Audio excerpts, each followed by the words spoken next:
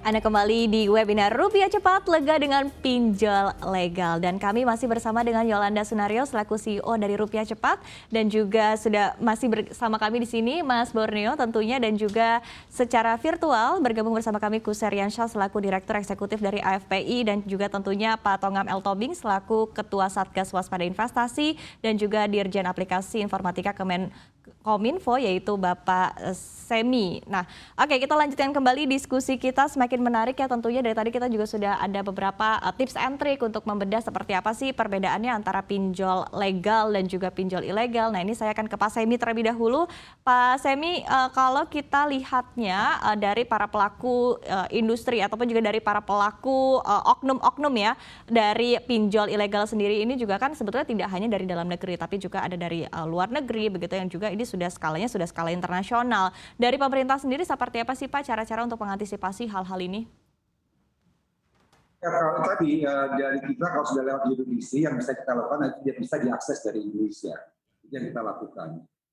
Pastinya kita coba mencari juga siapa dalangnya karena memang mereka ini sudah sindikat. Kalau pinjol ilegal ini sebenarnya sudah penipuan ya, bukan lagi dia pinjol, jadi penipuan. Sudah ada modus operandinya adalah mencari korban-korban yang dia bisa eksploitasi gitu loh. Memang dicari, mereka memang tahu orang ini nggak bisa bayar, tapi dia dekat tiba-tiba dikasih tadi Pak Tongam tadi bilang tiba-tiba dikirimin duit, sudah ditransfer kan tadi data-datanya dari tempat lain ya.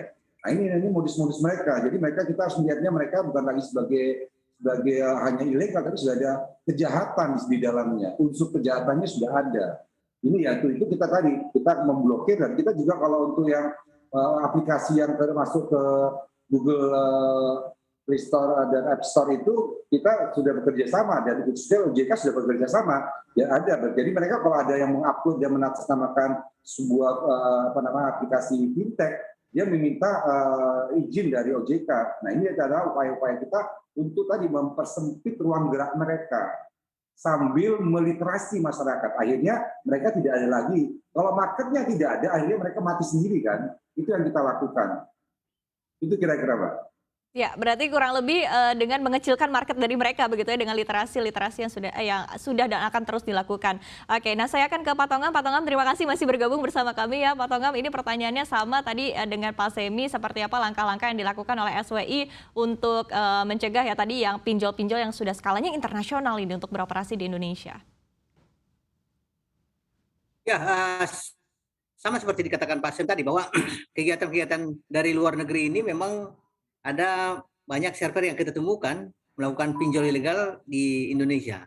Nah, apa yang bisa kita lakukan saat ini di Indonesia tentu adalah kita tetap memblokir mereka melalui Kominfo dan juga kita ingin menyampaikan kepada entitas-entitas yang legal di Indonesia untuk tidak bekerja sama dengan mereka. Misalnya, tentu mereka itu butuh pemasaran di sini.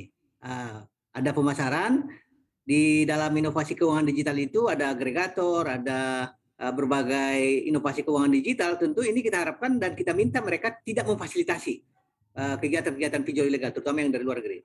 Kemudian juga di dalam tenaga penagihan mereka butuh tentunya kerjasama dengan tenaga penagihan.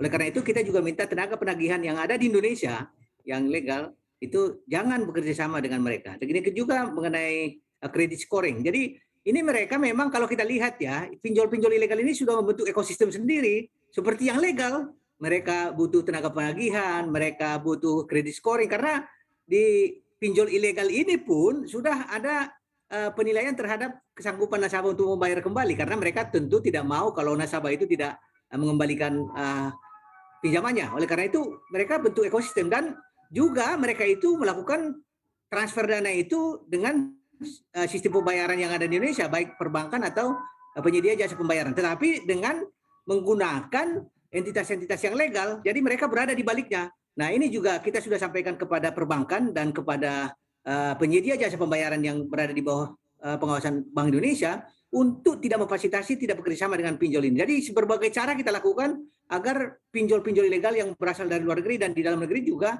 tidak hidup di Indonesia dengan mencegah kerjasama dengan entitas-entitas yang legal.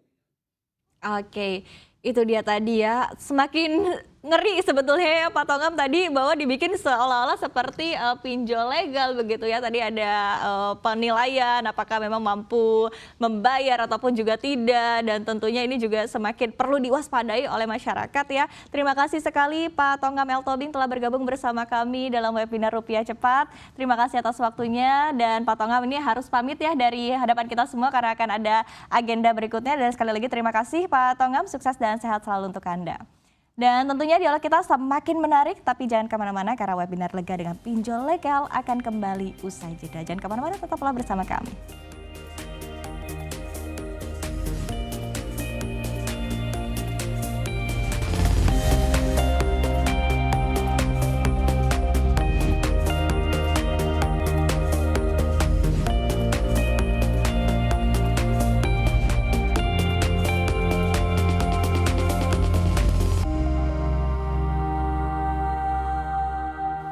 Jangan lupa unduh aplikasi CNBC Indonesia di Google Play Store dan App Store untuk ikuti terus perkembangan terkini terkait berita ekonomi dan bisnis.